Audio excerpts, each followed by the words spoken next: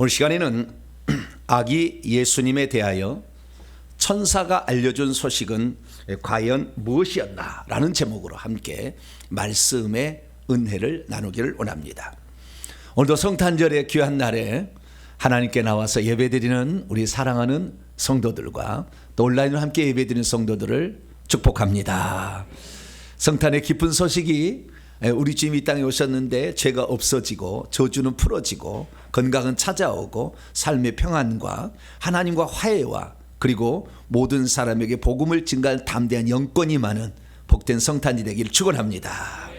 한 해 동안 참 많이 수고하셨습니다. 벌써 이제 한 주밖에 안 남았는데요. 그래서 우리가 이 예배를 드리지만 하나님은 예배를 기뻐하신다. 이 생각이 엄청 큽니다. 예배를 통하여 하나님 우리를 만나시고 성령의 감동과 말씀을 통해서 우리의 말씀을 증언해 주시기 때문에 이 말씀을 가슴에 새기고 잘 나가면 제가 여러분을 잘 인도해서 천국에 꼭 같이 들어가서 여기 교회 출신들 다 모여요 그러면은 싹 모일 수 있도록 진짜 그럴 일이 있습니다. 그럴 일이 있어요. 그래서 딱 그 자리에 다 모두가 참여하는 복된 성도가 되기를 간절히 축복합니다. 오늘은 아주 희한한 질문을 하나 던지면서 시작합니다. 왜 예수님은 이 성탄의 기쁜 소식을 천사로 하여금 전하게 했을까? 이겁니다. 왜 천사로 하여금 전하게 했을까? 구약의 하나님의 좋은 소식은 구약 시대는요, 족장 시대는 하나님이 직접 나타났어요.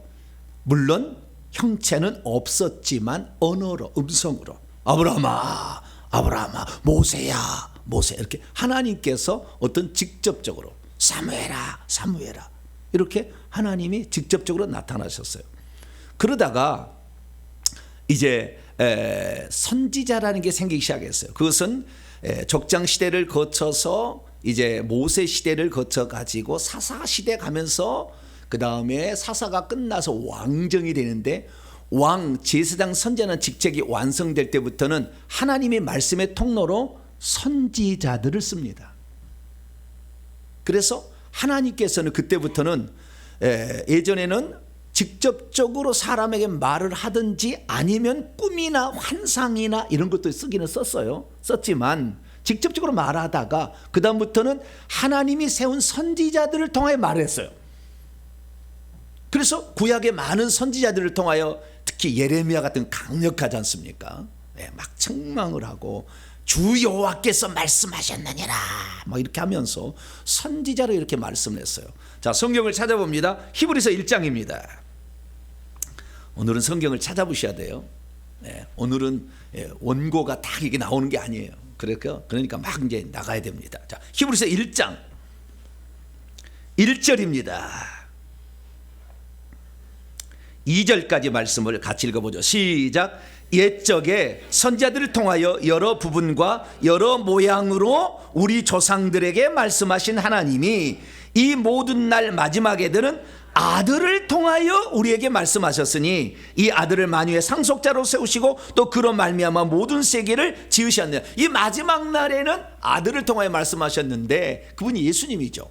근데 그 예수님이 오신다는 소식을 그전에는 모든 선지자, 옛적에는 선지자들로 말씀을 했다는 거예요. 그러면 또 선지자로 말을 해야 되잖아요. 그런데 예수님이 탄생하기 400년 동안에는 선지자가 없었어요. 말라기라는 구약성경 마지막 있지 않습니까? 우리가 구약성경 말라기잖아요. 말라기를 어떤 사람은 기를 기록기자로 하는데 아니에요. 말라키예요, 이름이. 기록기자가 아니에요. 말라가 기록한 기록이 아니라고. 말라키라는 이름인데요. 이 말라키라는 선지자는 BC 400년경의 사람입니다. 그럼 BC 400년경의 사람에서 예수님이 탄생할 때까지는 하나님께서 당신의 마음에 드는 선지자가 한 사람도 없었어요. 저와 여러분은 오늘날에 누군가를 통해 말씀하신다면 저와 여러분이 그 대상자가 되기를 축원합니다. 한 사람도 없었다니까. 400년 동안에 참으로 신기한 것은 400년 동안의 역사는 있었어요. 그러나 하나님의 말씀은 없었다 그거죠. 칠흑 같은 어둠이 온 우주를, 이 세상을 덮고 있었어요. 왜 그랬을까? 타락했겠죠. 하나님이 말씀을 줄 만한 사람이 없었다, 이스라엘에. 오늘날의 대한민국을 쫙 둘러볼 때 내가 누구에게 내 말을 줄 것인가? 하나님이 쫙 찾아보는데 줄 데가 없다. 얼마나 불행한 일이겠어요.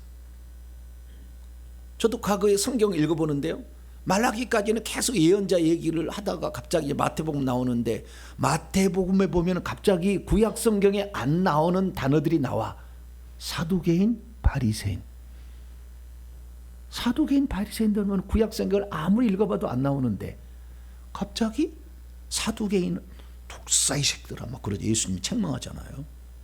이 사두개인, 구약에는 율법사, 서기관이나 뭐 장로들은 나오지만 사두개인, 바리새인은 안 나오는데 갑자기 나오잖아요. 이게 뭔가 400년 어간의 역사에 있었던 자들이에요. 이들이 하나님의 사람을 대신해 말을 했는데 400년 동안 그들은 독사의 새끼가 돼 있었어요. 왜? 하나님의 말씀을 직접 받을 만한 수준의 사람이 없었다 이거죠. 그래서 주님께서는 예수 그리스도의 탄생, 인류 역사의 가장 중요한 그 인물이죠. 하나님 자신이 이 땅에 오는데 그 얘기를 곧 예수님이 탄생합니다, 이렇게 얘기해 줄 선지자가 필요했는데 그 선지자를 찾을 수가 없는 시대가 돼버린 거예요. 그래서 참 오늘날도 그렇습니다. 하나님께서 내가 과연 이 시대에 필요한 말을 내가 누구의 종에게 입술해 줄 것인가? 그랬을 때 주님께서 저 종은 믿을 만하다, 저 교회는 믿을 만하다, 저 나라에는 믿을 만하다, 그런 저와 여러분 이 나라가 될 수 있기를 축복합니다. 그래서 그때는 칠흑 같은 어둠이 있었다는 거예요. 또 성경 찾아봅니다. 이사야 9장입니다. 구약 성경입니다. 이렇게 찾아본 적이 별로 없으시죠? 네, 또 열심히 찾아봐야 돼요.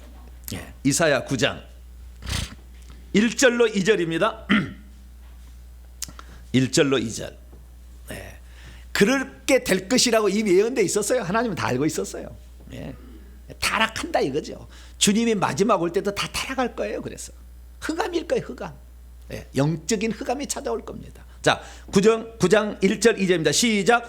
전에 고통받던 자들에게는 흑암이 없으리로다. 옛적에는 여호와께서 스불론 땅과 납다, 여기가 바로 예수님 태어난 갈릴리 지역, 그 나사렛을 가리키는, 나사렛이 스불론 땅과 납달리 땅 그 경계에 있는 거예요. 자, 스불론 납달리 땅이 멸시를 당하게 하셨다니 후에는 해변길, 여기는 갈릴리 그 호수, 예수님이 이제 가버나움 사시는데요, 해변길과 여단 저쪽 이방의 갈릴리를 영화롭게 하셨느니라. 흑암에 행하던 백성이 큰 빛을 보고 사망의 그늘진 땅에 거주하던 자에게 빛이 비칠 것이다 라고 구약의 BC 734년경에 이사야가 예언을 해놓은 거예요.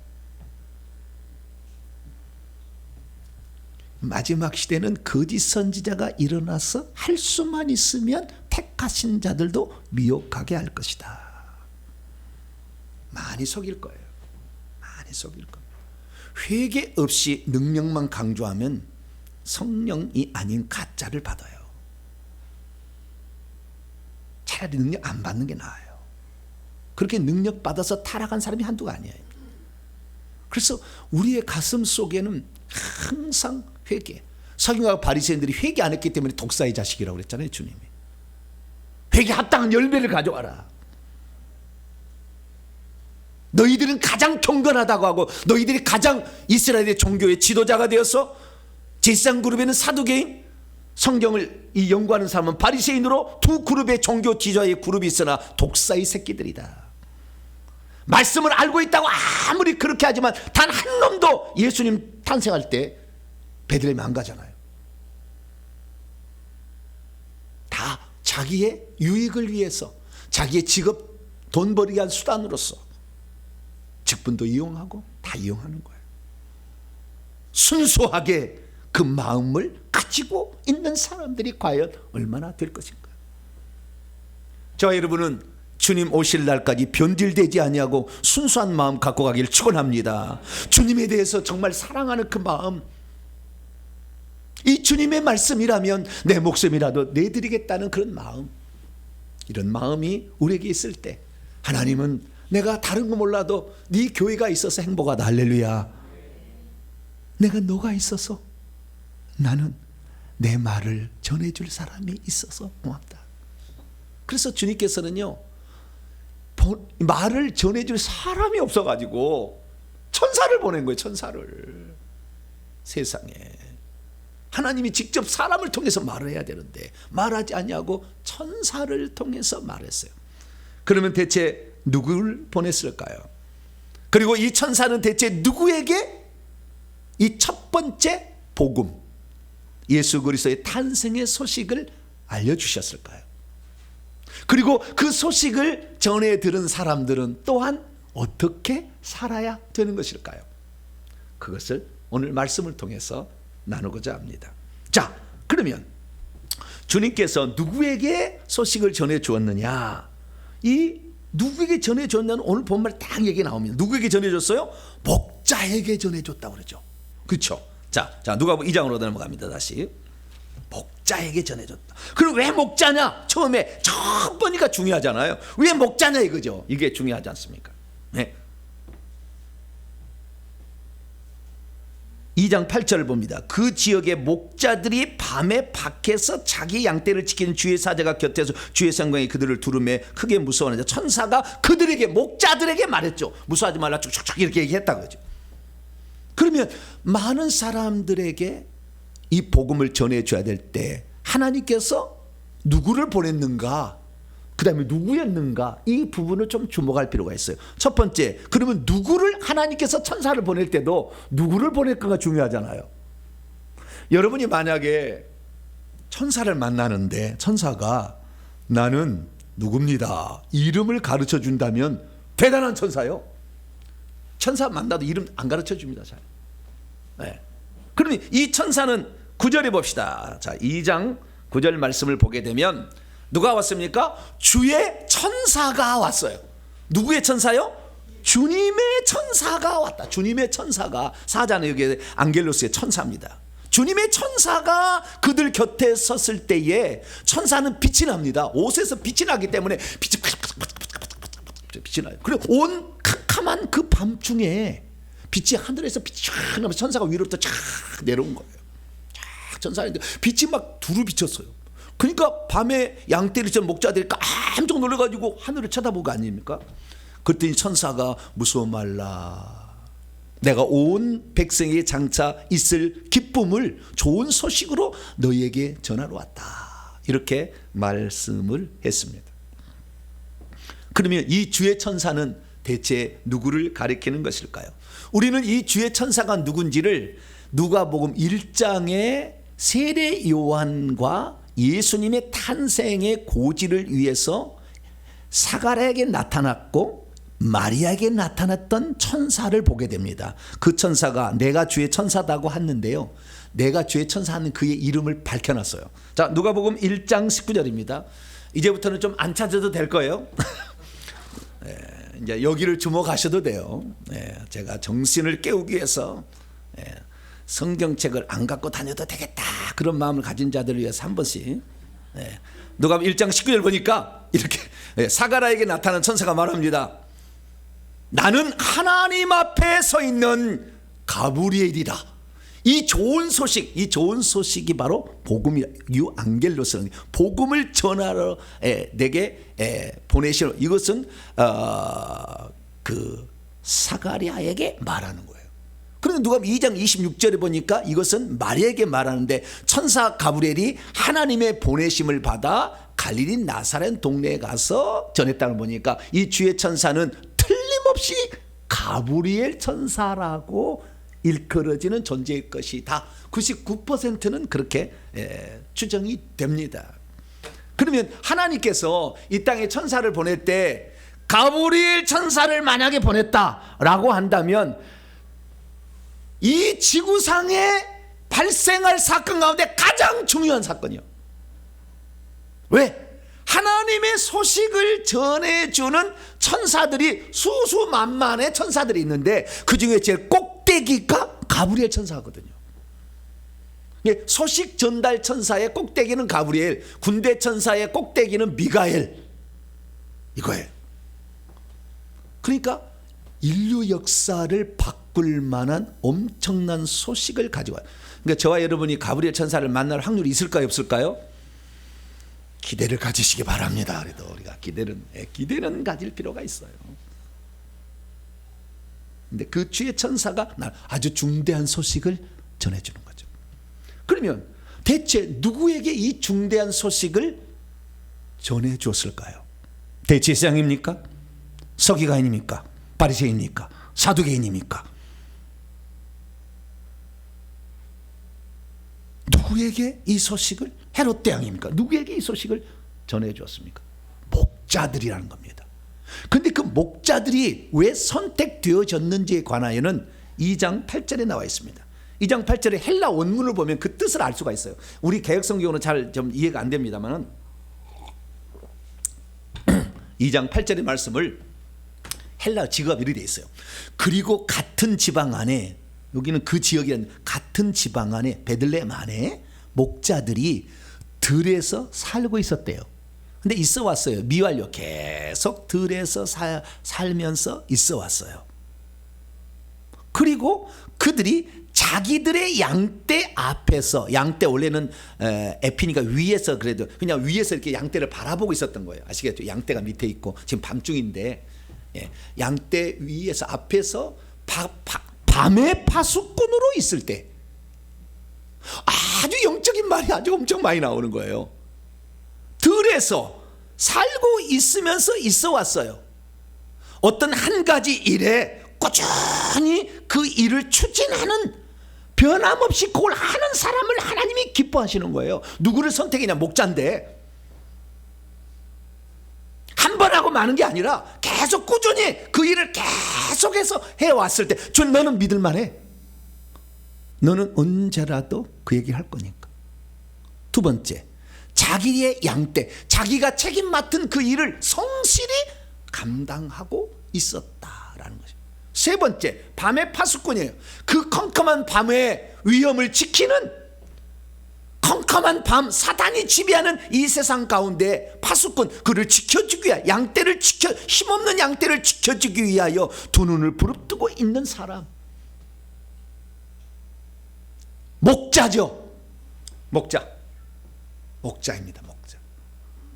그런데 당시에 목자는 어떤 존재였느냐? 별로 그렇게 안 좋은 존재로 알려져 있었어요. 왜냐하면 자꾸 도둑질한 그런 나쁜 목자도 있었어요. 모든 사람이 다 나쁜 목자는 아니었겠지만 이렇게 해가지고 하나씩 팔아먹고, 잊어버렸어요. 도망가 버렸어요. 뭐 이렇게 할 수 있잖아요.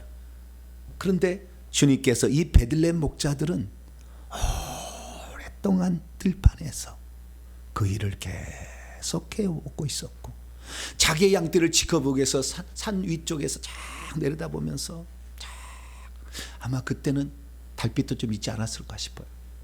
그러면서 밤의 파수꾼으로 자신의 역할을 잘 감당하고 있었다는. 그러면 왜 베들레헴의 목자입니까? 그것은 이 베들레헴의 목자는 특별한 목적이 또 있었어요. 그 앞에 성경으로 또 갑니다. 2장 4절, 성경은 여기 또 찾아봐야 돼요. 없는 것은. 자, 2장 4절 시작. 요셉도 다윗의 집 족속이므로 갈리 나사렛 동네에서 유대를 향하여 베들레헴이라는 다윗의 동네로, 다윗의 동네, 다윗이 목자였다는 거예요. 그러니까 지금 뭘 말해주고 있으려고 지금 이 얘기를 꺼내냐면, 왜 베들레헴의 목자냐? 베들레헴에 원래 목자가 하나 있었다. 내 마음에 드는. 그는 그 일을 계속해서 잘 감당하여 자기 책임을 해서, 자기 심지어 그 백성들을 위해서라면 기꺼이 자기 목숨까지 내놓을 만한 그런 사람으로서 내 백성을 지키기 위해서 그렇게 수고했던 한 왕이 있었다. 그 왕이 된 사람이 원래 베들레헴 목자였으니 이 베들레헴 목자들을 내가 전한 것은 그것을 내가 생각한다. 다시 말해서 너희들은 다윗과 같은 목자가 되어라. 이것을 주님께서 암시해 주며 우리에게 말해주고 있는 거죠. 그래서 이 다윗이라는 사람도 비천한 신분이었잖아요. 제가 최근에 얘기했습니다마는 다윗은 원래 정실 부인의 난 자식이 아니에요. 형들이 아주 시기하고 아버지도 그걸 그냥 내팽개쳤어요. 그래서 비천한 신분에 타락에 그때 당시에 농사를 짓지 않냐고 하는 것은 목자였어요. 그래서 그 막내 그 다윗을 목동을 일을 시켰잖아요. 형들은 좋은 일하고 편한 일하고 아주 굳은 일을 시켰어요. 이게 비천한 거였어요. 그런데 그 비천한 신분 다윗이었지만 다윗은 그 양떼를 칠 때 절대 이것을 기분 나쁘게 생각하지 아니하고 아버지가 내게 이 맡겨준 일을 성실히 감당하리라고 사자나 곰이나 타면 그냥 옷을 벗었는지를 모르겠어요. 좌우지간. 네. 그래서 사자 입에서 양을 꺼냈다. 이게 이 사무엘상 17장에 그 나오잖아요. 야, 이걸 아버지께서 나에게 부탁한 건데 이걸 내가 지켜야지. 사자 입에서 양을 꺼내왔다. 그렇게 최선을 다하면서 진짜 나의 목자는 여호와라고 시편 23편을 지은 거 아니에요. 여호와는 나의 목자시 내가 부족함이 없다. 그리고 주님을 의지하고 주님이 나의 목자가 되지 않으면 어찌 됩니까? 주님이 나의 목자라면 원수의 목전에서도 내게 상이 차려질 것. 할렐루야. 그런 찬송을 했다니까. 주님께서 그 목자들을 생각할 때 이 주님께서 목자들에 전하는 것은 베들레헴의 목자였던 다윗을 생각하시고 오늘날에 그런 다윗과 같은 목자가 있었으면 좋겠다. 할렐루야. 그래서 그런 자들에게 복음의 소식을 맡긴다는 겁니다. 함부로 맡기는 게 아니라. 그래서 원문을 보게 되면 상당히 의미심장한 말들이 거기에 나와 있었다라는 사실을 알 수가 있습니다. 그래서 우리가 오늘 어떠한 신분의 사람이랄지라도 비천한 신분의 사람이랄지라도 우리 주님께서 우리에게 맡겨준 일에 작은 것이라도 충성하게 된다고 한다면 하나님은 그에게 큰 소식, 인류를 바꿀 만한 엄청난 소식도 맡겨줄 수 있다. 저와 여러분은 그런 자가 될 수 있기를 축원합니다. 그래서 결국에 이 다윗이 왕도 되고 그렇게 되니까 이스라엘의 구원자도 되고 블레셋에서부터 이스라엘 구원자도 되고 왕도 되고 그리스도도 되고 구주도 되는 그러한 예표로서 삶을 살아갔다. 그래서 결국에 저 새 예루살렘 성에 왕 노릇을 하는 자가 되었다 말씀하니 우리도 참 이 시대 가운데 우리에게 맡겨진 일 작은 걸 할지라도 잘 감당할 수 있게 될 축원합니다. 왜 우리 구역에는 이렇게 우리 교회는 숫자가 적어가지고 식당 당번이 빨리 돌아와가지고 나를 이렇게 괴롭히나 막 그렇게 생각하는 사람이 있는데 그러면요 천사가 이 상을 받아갈 때 떨어버리고 그냥 조금만 갖고 올라가 감사함을 해야지. 할렐루야. 아이고 내가 섬길 수 있는 기회가 이렇게 빨리 돌아오다니. 할렐루야. 뭐 그렇게 마음을 가져야지. 벌써야? 뭐 천사가 그냥 와가지고 어이구 이 사람 너무 감사해 막 붙여줘. 할렐루야. 상을 막 붙여줘가지고 그냥 이거 갖고 왔는데 그냥 막 더 올라가야지. 막. 그렇게 올라가야 돼. 자 그러면 태어난 아기는 천사가 전해준 소식은 예수님의 탄생 소식이었죠. 그럼 태어날 그 아기는 누구였을까요? 태어난 아기에 대해서 오늘 세 가지로 딱 얘기를 해줍니다. 기독론적 칭호, 가장 중요한 기독론적 칭호 3번 나와요. 3가지가. 천사가 알려준 예수님의 탄생 소식은 3가지. 예수님이 누구다 라는 걸 알려줘요. 자 그러면 그것은 2장 11절에 나와 있습니다. 오늘 다윗의 성읍 안에 너희에게 구원자, 구주, 구세주 다 똑같은 말입니다. 소테르라고 합니다. 따라하십니다. 소테르. 소테르라는 말이 구원자, 세이비어. 소조라는 구원하다. 세이브죠, 세이브. 그래서 거기에서 나오는 소테르라는 세이비어. 구원자가 탄생되었기 때문이니 그분은 그리스도이시면서 주님이다. 구주, 그리스도, 주님이라는 3가지 사실을 천사가 목자들에게 알려줍니다. 천사가 아무나 알려주지 않습니다. 서식을 반드시 목숨 걸고 전해줄 자에게 알려주지 아무나 이 비밀을 알려주지 않는다. 회개와 천국 복음을 들어도 그 소식이 중요하게 안 느껴져. 그 안 받을 사람은 절대 안 느껴진다고. 이 소식을 들어도 모르는 그거 잘 언제 들었냐 그래. 옛날에 분명히 했거든요. 근데 언제 들었냐? 뭐 이런 식으로 되는 거예요. 그런데 중요한 사람은 한마디 말을 들어도 필이 다 오는 거예요. 할렐루야. 마음이 가난한 이 목자들, 그리고 그대로 그 소식을 전해줄 사람이었기 때문에 그 얘기를 해준 거예요. 그럼 세 가지가 뭐였느냐? 그것이 바로 첫 번째는 구세주, 구주, 구원자, 소테르라는 말이었습니다. 그럼 그 소테르라는 말은 뭐냐? 자, 여기 세 가지를 먼저 결론적으로 얘기하면요, 구원자라는 말은 구약시대에 하나님이 하시는 일이에요. 구원시켰어. 뭐 블레셋 족속에서 메소포타미아 어디서 막 이렇게 구원시켜, 이렇게 구출한다는 말이죠. 구출하는 말은 구약시대에 하나님의 행하시는 일의 대표적인 거예요. 그 다음에 중간에 그리스도이시면서 주님이라는 그 동일한 어떤 것을 얘기하고 있는데, 그리스도란 말은 아들에게만 주어지는 독특한 칭호로서 아들이면서 이 아들이 왕으로서 직책을 수행할 때 그리스도라는 것을 줍니다. 좀 이따 살펴보고, 세 번째 주님이란 말은 구약의 여호와 하나님, 주 하나님을 지칭하는 대체 용어예요. 하나님이란 말이 하나님. 이게 그러니까 이 삼각형 구도죠. 구원자, 이게 하나님이 구원자라는 게 구약일은. 그리고 그 다음에 그리스도라는 것은 하나님이 아들로 오셔서 온데 그리스도 왕으로 오신다라는 것이고, 그러나 그분은 누구냐? 하나님이다. 이것을 천사가 전해줬다는 거예요. 근거가 있으면 당연히 있죠. 첫째, 구원자. 디모데전서 9절에 하나 빠졌네. 주여, 어젯밤에 너무 늦게 제가 하다 보니까 하나 빠졌네. 성경을 찾아봐야 되겠네. 그걸 내가 해놨는데 주여. 여기 있네. 거꾸로 됐네. 거꾸로. 자, 이사야 43장 11절. 여기 보니까 나곧 나는 여호와라, 나 외에 구원자가 없다. 이거 구원자가 하나님이란 말이에요. 지금 여기 지금 태어날 이 예수님은 누구다? 하나님이 구원하러 왔다. 이렇게 생각하셔야 된다는 거예요. 왜? 나 외에 구원자가 없다 했잖아요.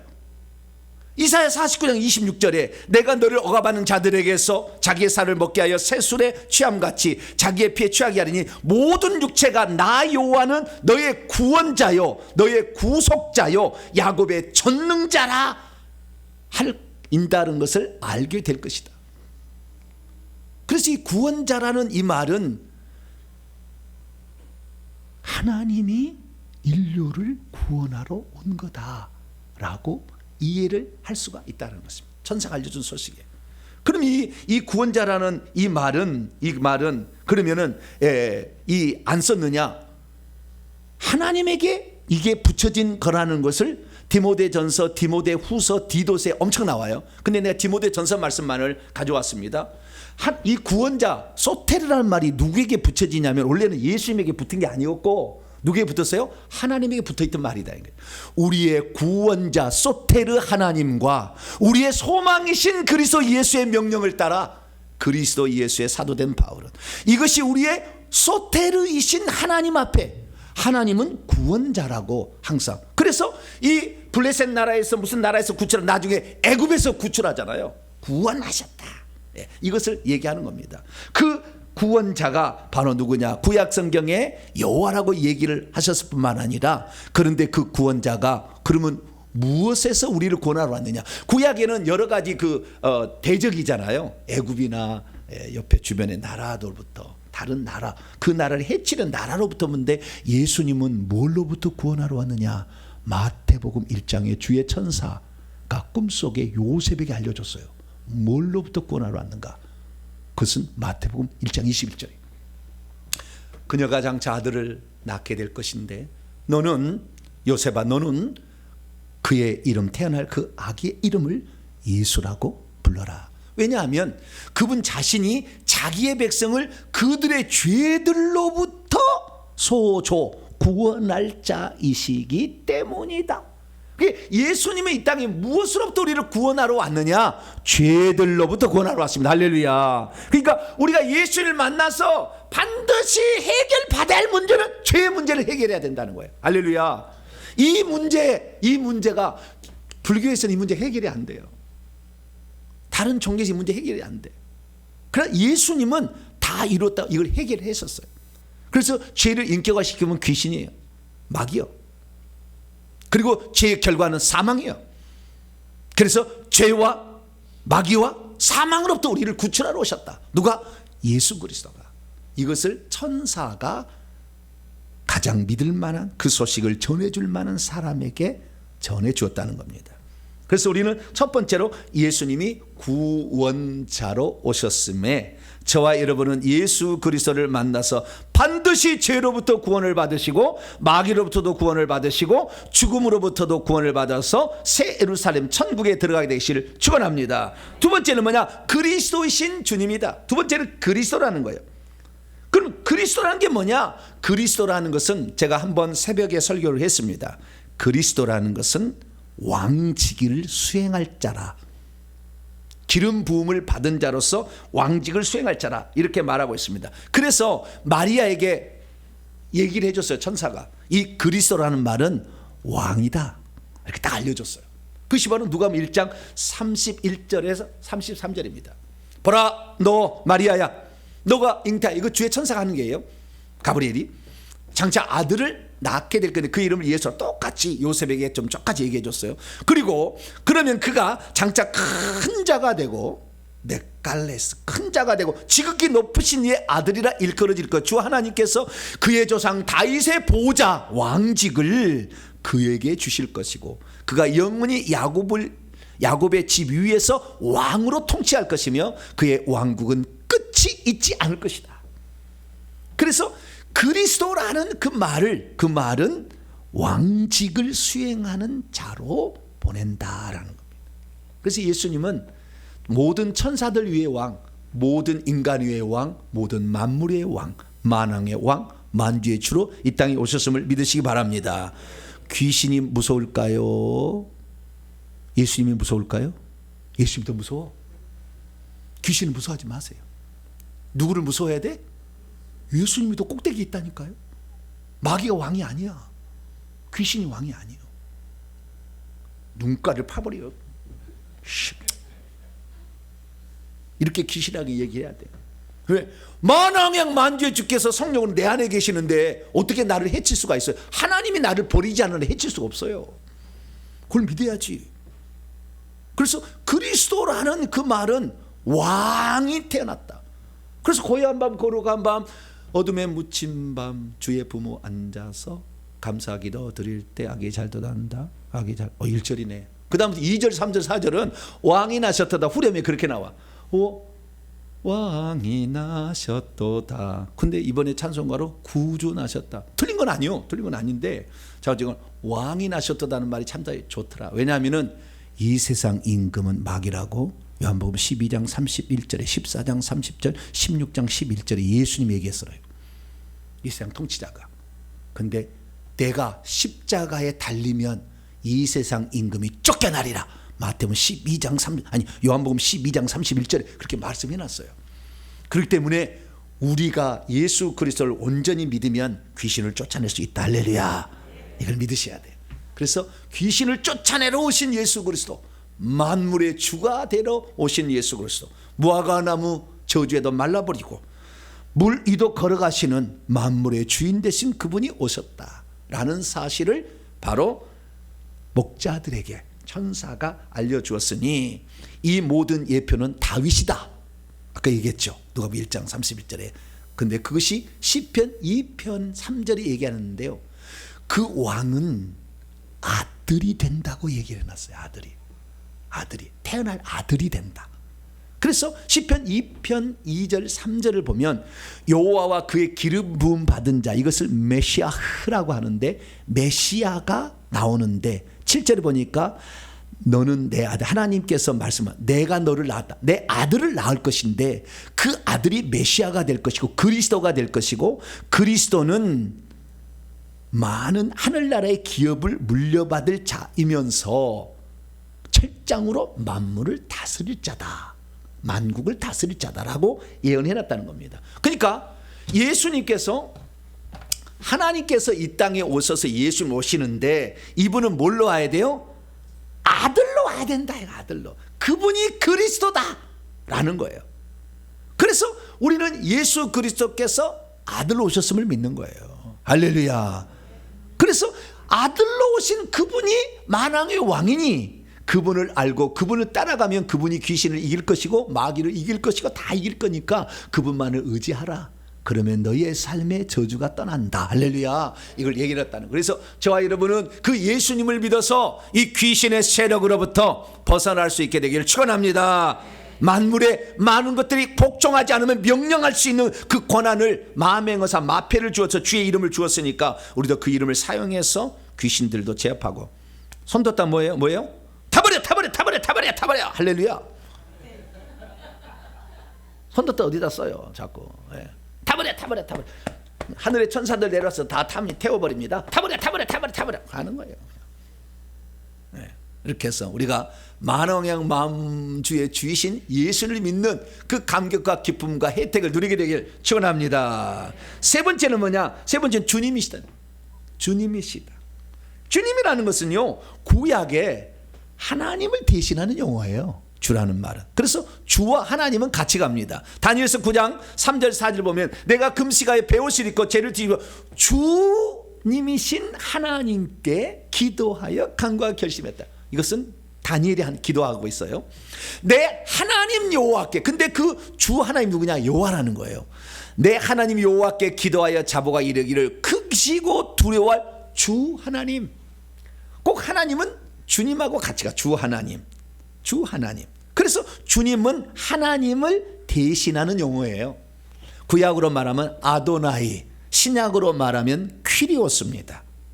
첫 번째 구원자란 말은 소테르, 헬라어로 소테르라고 하고, 그 다음에 저 히브리어는요 야샤라고 해요. 여러분 잘 모르면 야샤. 이게 구원자란 말이고요. 헬라어로는 소테르고, 두 번째는 뭐였어요? 그리스도는 헬라어는 그리스도고 히브리어는 메시아흐. 그래서 우리나라 번역할 때는 메시아 것이고, 세 번째 주님이라는 것은 아도나이, 히브리어는, 헬라어로는 퀴리오스, 이렇게 퀴리오스라고 하는 거예요. 이것은 여호와를 대신하는 용어로서 이것은 하나님을 가리킨다. 그래서 이 도마가 이 땅에도 와서 복음을 전해줬는데, 도마가 예수님을 만나서 부활하신 주님을 만나서 뭐라고 고백했느냐? 나의 주님, 나의 하나님. 나의를 빼버리면 당신은 주 하나님이십니다 라고 고백을 한 겁니다. 그래서 주 하나님은 같이 간다. 그래서 예수님은 마태복음 1장 23절에 그의 이름을 임마누엘이라 하느니, 임마누엘의 뜻은 하나님이 우리와 함께 계시다 합니다. 하나님이 우리와 함께 계시기 위하여 오신 분이 아기 예수다. 할렐루야. 그것을 정확하게 얘기를 해줬으니까 우리 가슴 속에 예수 믿을 때 들어왔던 예수님은 누구다? 하나님이다. 할렐루야. 만물을 창조하는 하나님이 내 안에 계신다 이거잖아요. 그 예수님이 우리 안에 계신다는 것을 여러분 확실히 믿고 나가시게 되기를 바랍니다. 그러면 그 하나님에 대해서 지금 예수님이 태어날 아기가 누구냐? 구원자이시다, 그리스도이시다, 주님이시다라고, 하나님이시다라고 가르쳐 주었는데, 그럼 그것만 가르쳐 주었느냐? 마리아에게는 한 가지를 더 가르쳐 주죠. 마리아에게. 누가복음 1장 35절 보니까요, 그분은 그리스도, 구원자 그리스도 주 하나님일 뿐만 아니라 하나님의 아들이다. 성령이 너희 위에, 너 마리아 위에 내려오실 것이다. 그리고 지극히 높으신 이의 능력, 하나님의 능력이 너를 장차 덮어버리면 네 태중에 잉태되어서 태어날 채 있는 그 아이는, 거룩한 이는 하나님의 아들이라고 일컬어지리라. 왜 그러면 하나님의 아들이라고 하지 않고 하나님의 아들이라고 일컬어지라 얘기한 줄 아세요? 하나님의 아들이다 이렇게 얘기하지 않고 하나님의 아들이라고 불려질 것이다. 왜 그랬어요? 하나님이니까. 그렇지만 태어났으니까 아들 그런 거예요. 그리고 가브리엘이 천국에 있을 때 하나님의 아들을 받겠어요, 안 받겠어요? 안 가봐서 모르시겠어요. 가브리엘 천국에서 보냄을 받을 때 예수님이 보냈겠어요? 하나님 보냈겠어요? 하나님 보냈겠죠. 나는 하나님 앞에 서 있는 하나님의 보내심을 받은 자라고 그랬잖아요. 예수님이 보냈다고 했어요?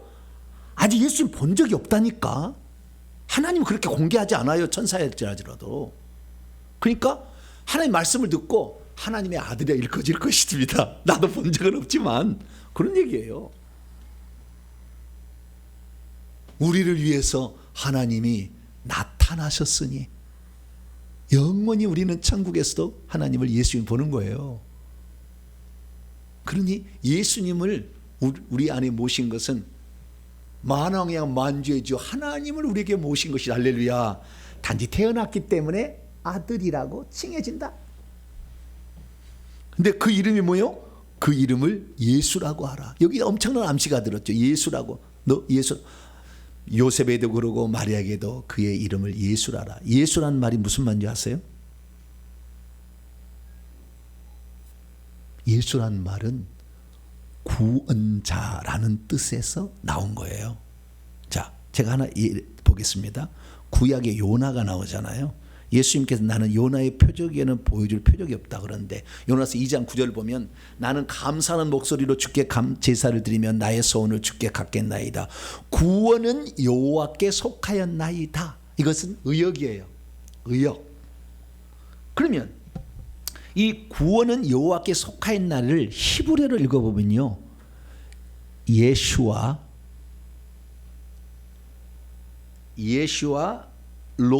그러니까 예슈아 라 여호와예요. 라라는 것은 투라는 말이에요.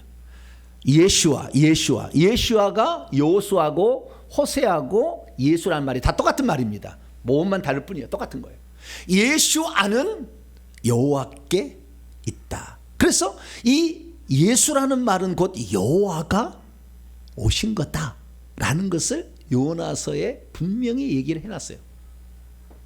그래서 우리는 예수님이 구원자, 예슈아라는 말은 야샤라는 것은 구원하다라는 동사에서 온 거예요.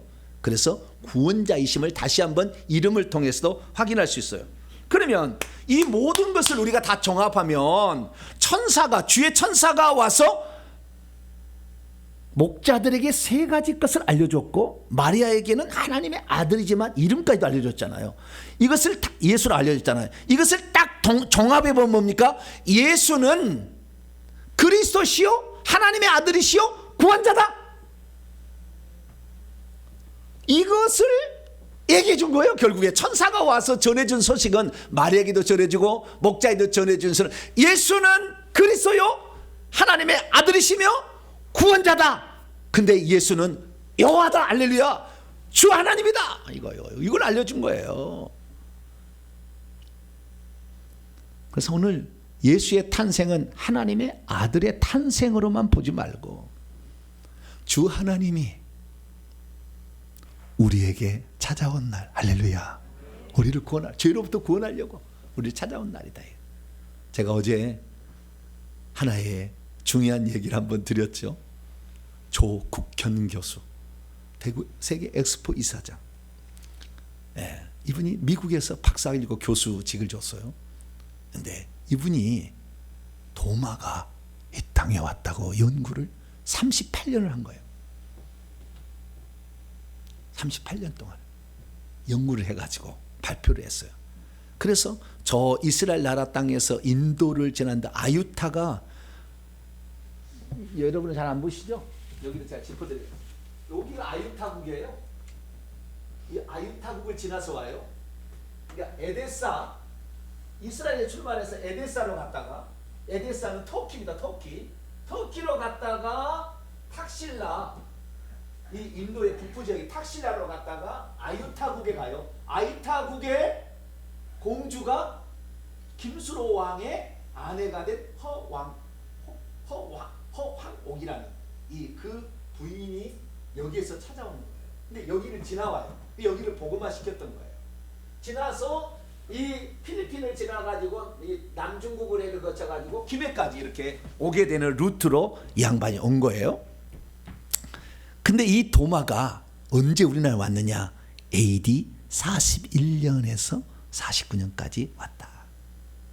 그래서 가야라는 말은 원래는 가락이었습니다. 가락이 가라로 바뀌고 가라가 가야로 바뀝니다. 다 옛날 이름이 비슷비슷해가지고 그렇게 바꾼 거예요. 그리고 그때 당시에 가야 나라는 한자를 썼기 때문에 한족의 예서체를 썼어요. 그래서 우리나라 언어는 썼지만 글을 기록하기 어려워. 한자로 기록한 그런 시대예요. 그래서 잘 기록이 안 남았어요. 그런데 가락이라는 말을 어떻게 찾아내느냐? 조국현 교수가 아이타국에 가서 찾아보니까 인도 고대 언어인 드라비다족의 언어가 가락이 물고기다. 그걸 찾아냈어요. 좀 더 물고기 얘기하고. 그러면 사도 도마가 이 땅에 와서 41년에 도착해서 42년 3월 15일 날 김수로 왕에게 세례를 주어가지고 그 사람에게 나라를 세우게 했으니 이것이 금관가야가 된 거죠. 그래서 이 금관가야를 세울 때가 AD 42년인데 그럼 AD 42년이라는 것이 최초의 기독교 국가라고 왜 얘기를 하느냐? 사도 바울이 최초의 전도여행, 그러니까 사도행전 13장에 바나바와 더불어서 아시아 쪽에 가가지고 복음을 증언하지 않습니까? 1차 전도여행. 그때 전도여행하게 될 때 첫 번째 1차 전도여행이 뭐냐? AD 47년이에요. 5년 뒤에요. 우리나라에 도마가 와서, 도마는 예수님이 죽고 2년 뒤에 인도로 갑니다. 2년 뒤에 인도로 가서 인도에서 복음을 전했다는 것이 역사적 고증으로 밝혀졌어요. 그리고 다시 몇 년 있다가 우리나라로 출발한 거예요. 그래서 다시 인도로 갔다가 인도에서 72년에 첸나이에서, 인도 남부지방 첸나이에서 죽어요. 그런데 여기 보니까 와, 우리나라의 복음을 전해진 역사가 사도 바울이 서쪽으로 복음을 전해진 것보다 먼저였다는 사실을 우리는 이 생각을 한 번도 해보지 않았잖아요. 네? 사도 바울이 복음을 전하고 한참 뒤에 도마가 복음을 전하 이 땅에 온 것인데 아니냐. 그게 아니라 도마가 이 땅에 세례를 주어서 기독교 국가를 만든 것이 먼저 했다는 거예요. 여러분 자부심을 갖게 되길 축원합니다. 그런데 그 도마가 복음을 전해줄 때 뭘 전해줬느냐? 그 도마의 왕릉 앞에 보게 되면은 알 수 없는 지금 희한한 그림인데 그 그림이 사실은 예수님의 얼굴로 추정되는 땀방울이 저기 아니라 핏방울이 가득 이렇게 차 있는 모습에 콧잔등에 피 보세요. 피가 다 흘러내리는 그 가운데서 수염을 뭘로 만들었어요? 물고기로 만들어 놓고 입안에 혓바닥을 떡으로 만들어 놓고 이렇게 그림을 그려놨어.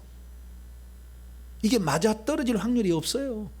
근데 그 물고기를 보니까요, 꼭 물고기 지느러미가 위에도 2개 아래도 2개, 위에도 2개 아래도 2개 똑같아. 이렇게 맞아 떨어질 확률이 없어. 이것은 지금 그림은 지금 비잔틴 시대에 그려놓은 겁니다. 이것은 초기 교회 성도들이 생각했던 오병이어의 그 고기를 그려놓은 거죠. 근데 그 물고기가 가락이라는 말이에요. 인도 언어로 가락국, 물고기 나라. 물고기는 뭐냐? 익두스예요. 익두스가 물고기예요. 익두스는 앞 글자들의 헬라어 글자의 첫 글자예요. 예수스, 크리스토스, 데우, 휘오스, 소테르. 예수는 그리스도시요 하나님의 아들이시며 구원자이시다. 약자예요. 그렇습니다. 천사가 전해준 목자들과 마리에게 전해준 소식은 예수는 그리스도시요 하나님의 아들 구원자신데 이분이 주 하나님이다 전해줬다면, 도마도 이 땅에 와서 동일한 사실, 그래서 구원자인데 뭐요? 죄로부터 구원한다는 것을 핏방울로 딱 새겨놨잖아. 이 놀라운 거, 이거 국보 가치가 있지 않아? 아니, 세계적 문화유산 가치 있지 않아요? 할렐루야. 남의 주장이 될 수도 있겠지만, 아니 나는 생각하면 생각할수록 세계적 가치가 있다. 예수님 당시에 그걸 그랬으니까. 예? 그것이 덧칠하고 1500년 2000년의 세월을 거치면서 그래도 저만큼 덜 변형되고, 예? 덧칠하고 덧칠했는데 그래도 그만큼 나와 있다는 거, 이게 참 신기한 일이고, 그래서 우리를 위해서 죄로부터 우리를 구원하시기 위해서 오셔서 핏방울로 형상화를 시켜놓고, 그분이 바로 생명을 주러 이 땅에 오신 하나님의 아들이란 말은 생명을 준다는 거예요. 하나님이 생명을 가지고 있는 유일한 독생자니까 생명을 주러 오셨다는 것을 도마도 이 땅에 전해줬으니, 이제 이 소식을 누가 전해줘야 될까요? 우리가 전해줘야 되지 않겠어요? 천사도 사람에게 전해줬는데 이 소식을 도마가 깨달은 다음부터 이 먼 나라까지 동방의 끝이라는 지전행, 땅의 온 땅, 모든 땅의 끝까지 다녀봤다. 지전행, 자기 호를 그렇게 정했어요. 누가? 도마가. 내 호는 지전행이다. 땅 끝까지 가본 사람이다. 그렇게 정했다. 그래서 우리들도 땅끝이 뭐 있습니까? 예수 믿지 않는 사람이 땅끝이지 뭐. 우리 가족이 땅끝이 될 수가 있고, 어디에 땅끝이 있는데, 우리가 이제 그 책임을 맡았으니 우리 가족에게, 그러려면 가족의 복음을 전해줘야 되는데 말로만 전해서는 효과가 없어요. 내가 능력을 받고 귀신을 쫓아낼 수 있고 뿐만 아니라 내 성품이 달라져야 돼요. 내 성질이 개떡 같아. 뭐 같아요? 개떡 같아. 그래가지고 전도하기 어려워. 회개를 많이 해야 되는데 회개 안 하면 혈기분노가 어제까지 꾹잠타가 오늘 폭발해버려. 안 돼. 그러니까 회개를 해야만이 이 악한 영들이 나가서 어제나 오리나 변함없는 그 모습을 보고, 와 진짜인가 보다 있는 거 아니겠습니까? 이 성탄절에 이제 우리도 회개를 잘해서 피 흘려 죽으러 오신 예수 그리스도 우리의 죄를 속량함이니, 죄를 속량하면 우리의 귀신을 쫓아낼 수 있으니, 이제 한층 더 나아간 회개 복음과 생명을 얻어서 예수님 하나님을 주 하나님 우리를 구원하러 죄 가운데 구원하신 그분을 믿어가지고 생명을 받아서 새로 삶까지 들어가는 그 천국 복음을 이제 2024년도에 더 많이 증거할 수 있도록 회개 많이 하시고, 예수 그리스도 그분을 도마처럼 나도 전해주라. 내가 제2의 도마가 돼야 되겠다. 마음에 작정하셔서 2024년을 그렇게 살아가는 복된 성도가 되길 간절히 바랍니다. 거룩하신 하나님 감사합니다. 천사가 목자들과 마리에게 전해준 소식, 도마가 한국 땅 가야에 와서 복음을 전해준 소식, 이제 우리가 회개와 천국 복음을 전해줄 차례가 되었습니다. 이것을 잘 감당하도록 주여 도와주시옵소서. 우리 주 예수 그리스도의 이름으로 기도하옵나이다. 아멘. 찬송가 123장 저들밖에 한밤중에를 찬송하도록 하겠습니다. 찬송하시면서 준비하신 예물 하나님께 드리도록 하겠습니다. 123장입니다.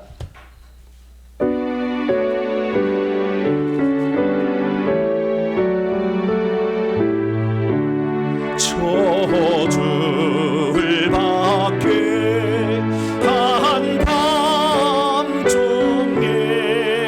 양털에 자던 목자들 천사들이 전하여 준 전하신 소식 들었네. 노엘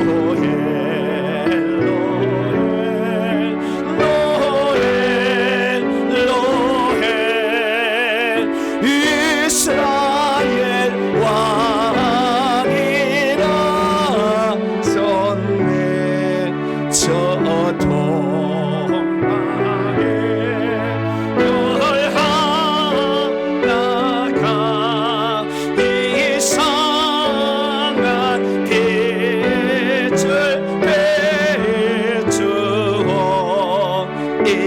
땅 위에 큰 영광이 나타날 진조 보였네.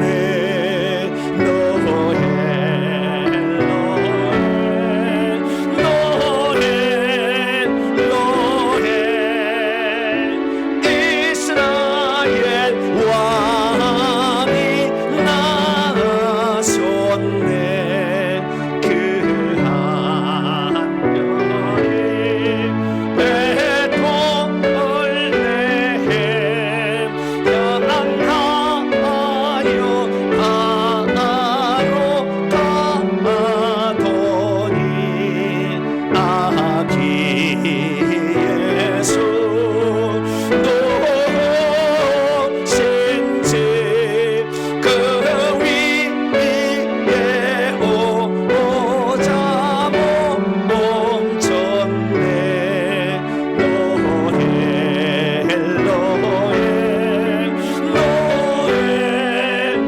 노해 이스라엘 왕이 나셨네. 저 동방의 역사들이 새아기 보고 전하려 그 법에 가여서 세 가지 예물 드렸네. 노해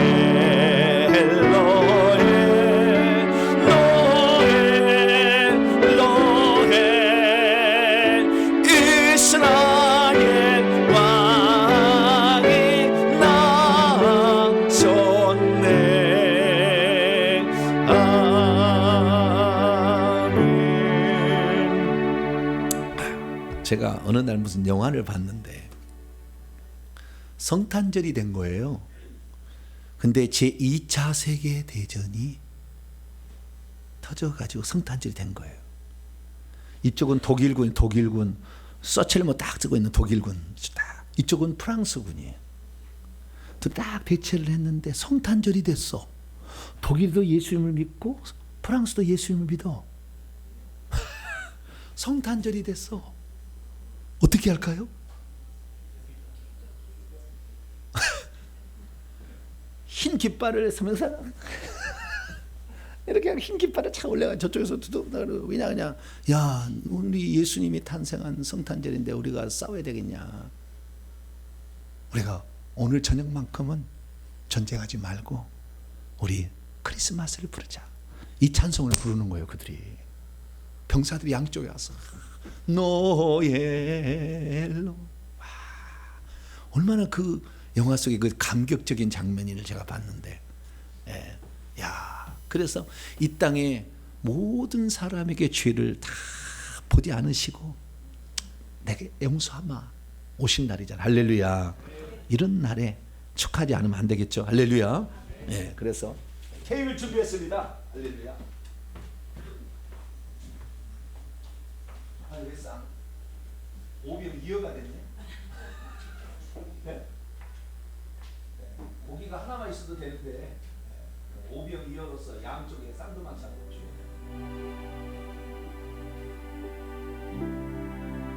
축하할 사람이 같이 있어야 약했어요.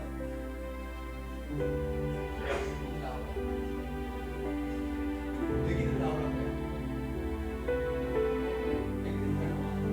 너희들 나와라. 애들 나오. 어린 아기들의 찬송을 받으시라. 어른 나오. 엄마들이 데리고 오세요. 엄마들이 아빠도 추가하시고 아빠도 추가하시고 애들 하나씩 안고 쓰세요.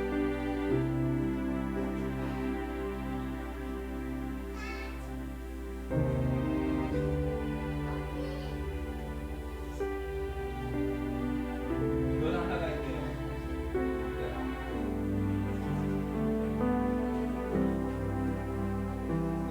하나님은 불을 끄게 하겠습니다.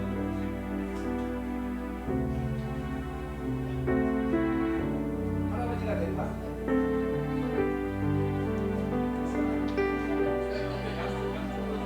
엄마들이 가지고 끄잖아.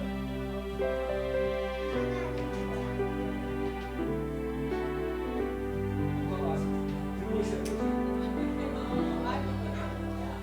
안 보이잖아.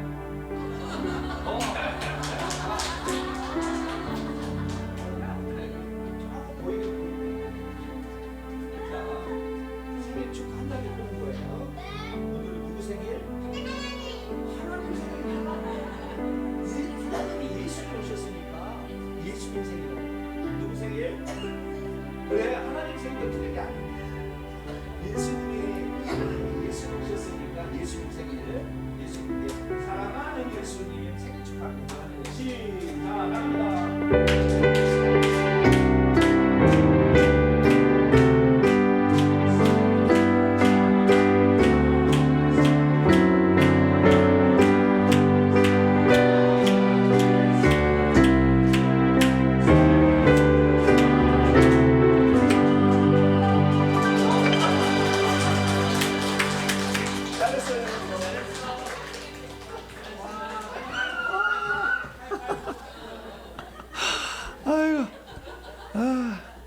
네, 좌우지간 어린 아기들은 항상 천사와 같고, 저들이 천국에 먼저 들어간다죠. 어린 아이들이. 우리들은 마음이 너무 다 꼬부치는 게 많아. 이렇게 가지고 우리들은 천국 가기 어려워. 회개 많이 하셔야 되고요. 어린 아이들은 회개 안 해도 좀 안 해도 천국 간 사람이 많은 것 같아요. 우리가 어린 아들처럼 순수하게, 목자들처럼 순수하게, 다윗처럼 순수하게 그렇게 살게 되길 바랍니다. 교회 소식을 전하겠습니다. 오늘 성탄 축하 예배에 함께 하신 모든 분들을 사랑하고 축복합니다. 주님이 땅에 오셔서 놀라운 소식, 반드시 천국에 들어가시고 회개 많이 하셔서 저주로부터 완전히 벗어나는 우리 성도가 되시기를 바랍니다. 이제 한 해가 딱 일주일 남았습니다. 다음 주일날이 마지막 주일이자 또 송구인 영신 예배가 있습니다. 2023년 한 해를 잘 마감하시고 태양신 숭배하러 저 정동진에 가실 분이 있을지 모르겠어요. 뭘 숭배하러요? 태양신을 숭배하러. 예전에 잘 몰랐어요. 나 그거 태양신 숭배하러 가는지 잘 몰랐는데 회개를 많이 하다 보니까 태양신 숭배더라고요. 태양신 숭배하러 가지 마시고 교회 와서 예수님 숭배해야 됩니다. 그래서 교회 와서 송구 영신 예배 드리시고요. 11시 예배를 드립니다. 그래서 맞춰 오시기 바라고요. 그날 2024년 내게 주신 말씀을 받도록 하며 가족별로 축복 기도를 통해서 모든 순서를 마치겠습니다. 오늘 어린 아이들에게는 성탄 선물이 준비되어 있습니다. 받아가시기 바라고요. 성경 암송대회는 1월 첫째 주일로 주일 다음 주 주일 오후 찬예배는 없겠습니다. 그래서 저녁에는 음식이 있을 겁니다. 그렇게 해서 성경 암송대회는 1월 첫째 주일 오후 찬양 예배로 바꾸겠습니다. 다음 주 주일 낮 예배 조재인 안수 집사님, 송구인 영신 예배는 권성은 집사님 이렇게 기도를 준비해 주시기를 바랍니다. 오늘 감사하신 분들이 있습니다. 생일 케이크에 그리고 감사 떡에 감사 과일에 또 성탄 쌀에 이렇게 섬겨주신 성도님께 진심으로 감사를 드립니다. 인사 나누겠습니다. 주님의 은혜가 여러분에게 주님의 은혜가 모두에게 가실 때 떡하고 과일이 준비됐으니까 다 받아가시길 바랍니다. 이렇게 기쁘고 좋은 날 오늘 드린 헌금의 일부를 가난하고 소외된 자를 쓰겠습니다. 오늘 헌금의 일부를 제가 하나님께서 저에게 감동을 주셔가지고 오늘 헌금의 일부는 가난하고 소외된 이런 목자들 이런 사람들에게 좀 쓰도록 하겠습니다. 봉헌하겠습니다. 자리에서 일어나겠습니다.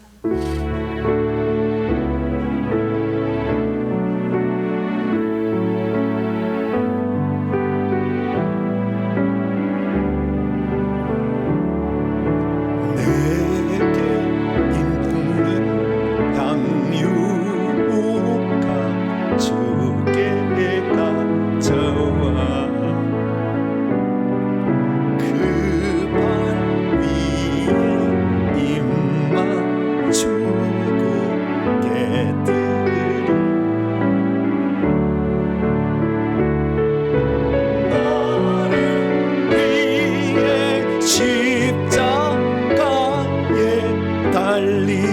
흘리신 그바 흘린 피로 나의 죄를 대속하사. 하나님, 아무것도 아닌 동방의 우상숭배의 나라, 조상대대로 무당과 부처를 섬겨 이 땅을 영적인 피폐한 나라로 만들었던 그런 나라였는데, 다시 120년 전 서양 선교사들을 통하여 우리가 원래 도마로부터 받아서 500년 존속했던 복음을 다시 찾게 해주셔서 감사합니다. 우리를 위해서 피 흘려 죽으시고 생명이 되기 위해서 생명의 떡으로 오신 우리 주 예수 그리스도를 이제 우리가 마음속에 새기며, 나를 위해 이 땅에 오신 그 예수 그리스도로 말미암아 만왕양 만주의 주가 이 땅에 오신 그 복을 나도 누릴 수 있도록 도와주시옵소서. 하나님, 마음이 청결하고 순수하고 자기 일에 충직하며, 그리고 자기에 맡겨진 책임을 감당하고 어두운 밤을 밝히려 하는 어두운 밤의 파수꾼들에게 복음을 전해주었던 것처럼 우리들도 그런 자가 되어서 그 복음을 받아 순수하게 또 다른 자에게 전해주는 그런 자가 되기를 원합니다. 잊혀버린 역사 속에 도마를 다시 한번 생각하며 이 땅에 주님께서 복음을 전해줬던 그 복음을 나도 도마가 되어서 전해주기를 소망합니다. 나를 통해서 많은 사람이 이 구원의 기쁨을 누리게 하여 주시고, 회개를 잃어버리지 않고 예수에 대한 그 믿음을 잃어버리지 않았어 잊혀져 버린 그 기독교가 아니라 이제는 우리들 통해서 꽃이 피어나는 기독교가 되게 하여 주시고, 이 대한민국이 마지막 시대에 가장 하나님께 존귀하게 쓰임받을 수 있도록 은총 베풀어 주옵소서. 하나님께 나올 때 빈손 들지 아니하고 우리의 사랑과 정성을 예물에 담았습니다. 하나님, 이 예물을 기뻐 받으시고 이 예물이 또 소외된 자 쓰여질 때 하나님 값지게 쓰여지게 하시고, 복음을 듣지 못한 자들에게 전해지는 귀한 예물 될 수 있도록 역사해 주옵소서. 이 성탄절을 맞아 기쁨으로 자발적으로 이렇게 섬겨 주께 영광 돌린 사랑하는 성도들의 헌신을 받아주시고, 하나님, 먼저 헌신한 자들을 주님 기억하사 하늘의 생명책에 그 놀라운 이야기를 기록하는 것처럼 우리 성도들의 헌신이 하나님 앞에 더 값지게 상달될 수 있기를 소망합니다. 이 기쁜 날 아버지 일찌감치 나와서 수고하고 또 회사도 이렇게 운영하는 분들에게 하나님 복 주셔서 아버지 이 나라의 복음을 증언하는데 귀중한 역할 잘 감당케 도와주옵소서. 2024년도에는 정말 우리가 가진 이 놀라운 복음이 내 식구와 내 자녀까지 완전히 인쳐질 수 있도록, 내가 완전히 변화되고 내가 강하게 무장되는 한 해가 될 수 있도록 붙들어 주시고, 이 놀라운 이야기를 아버지 계속 써나갈 수 있도록 우리들을 사용하여 주옵소서. 이 예물을 온전히 하나님께 바칠 때 우리 주 예수 그리스도의 이름으로 기도하오며, 이제는 우리 주 예수 그리스도의 무한하신 은혜와 하나님 아버지의 극진하신 사랑하심과 성령님의 위로교통 충만하심이 하나님 말씀을 듣고 나도 이제 복음의 증인이 되리라 결단하는 이 예배에 참석한 모든 성도들, 또 유튜브 성도들 위해 이제와 영원토록 함께 하옵시기를 간절히 축원하옵나이다. 아멘.